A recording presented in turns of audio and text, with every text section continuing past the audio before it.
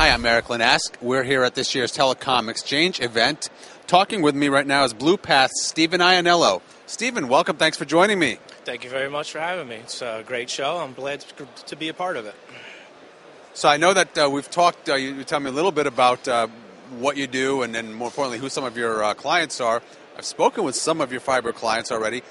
Maybe tell me a little bit about what you do for them. Okay, BluePath Engineering, solely based as a telecommunications engineering firm. We provide design, engineering, construction management. We do some project management, and we'll also get into the fiber splicing and testing aspect of it.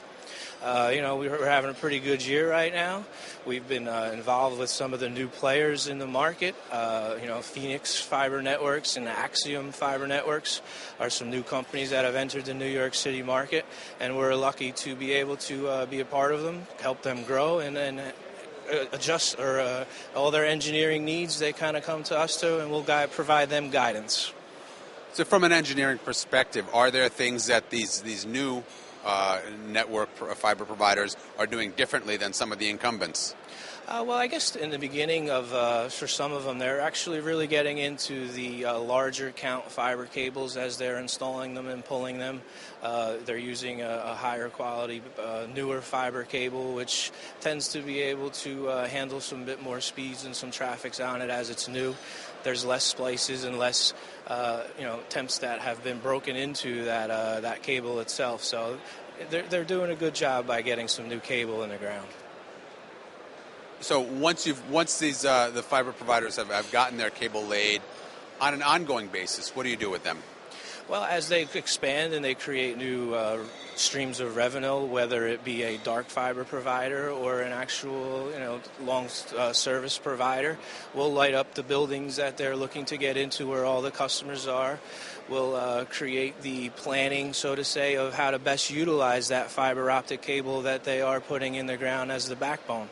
As you start diving into it from all these large co-location hotels or buildings, you tend to piece it or cut it up, and you're losing a lot of fiber. So it's really important to plan the best routes and how you're going to disperse all that fiber that is being put in the ground.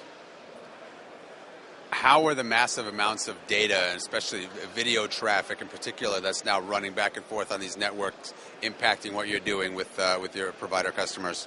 Well, it's greatly impacting us. You're starting to see a lot more wide breadth of customers that are looking for these fiber solutions, to where 3 or 4 years ago it was only the financial institutions or the big large trading companies that were looking for that sort of bandwidth that's out there now. But now you're starting to see a lot more with the larger enterprise customers, the engineering firms, the construction management firms, the law firms. They're really starting to figure out that they need some sort of bandwidth, whether it be a 10 gig all the way up to a 100 gig circuit. You're starting to see a lot different type of customers getting into the broadband market. Do you continue to work with some of the existing larger providers on an ongoing basis as they continue to A, keep up with demand, and B, compete with some of these newer providers?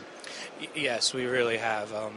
We do some work for Level 3 Communications, and we've seen a large amount of, so to say, the building ads that we've been doing lately, where they have the distribution pop already set up in the basement, so now they're just got to go up another floor or two or go to another different splice point within that building. So you see a lot of that out there right now. We're doing a lot of that, and they do have the better advantage as they already have that presence in the building, which a lot of times seems to be the hardest part of the carrier's build of their network, is getting from that zero manhole or the manhole in the street and getting into the building. The buildings have become more creative in trying to create revenue from their own, charging them costs to enter that building.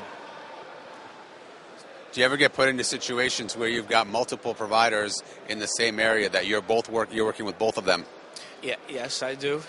Sometimes it tends to be beneficial to me as I have the same set of plans that I kind of just did for the other one, and I can easily just take their name off. But no, in all respect. And what we try to do is we'll try to, talk to the building management. We'll present ourselves and almost do it as not a joint build, so to say, but here's the plans together. So one's not saying, hey, why did you submit my plans this week ago, or what's the approval time? Usually we'll try to space it out or put them together so that the building can see them both at the same time and get the approval.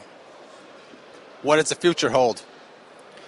Future, that's a tough question. I just hope that, as we grow with the broadband, that the restrictions of, so to say, the being able to go into a building, the hard or the difficulty it is to build new infrastructure, so to say, in the ground. Hopefully those things can come here in the city. We're starting to work on the micro trenching.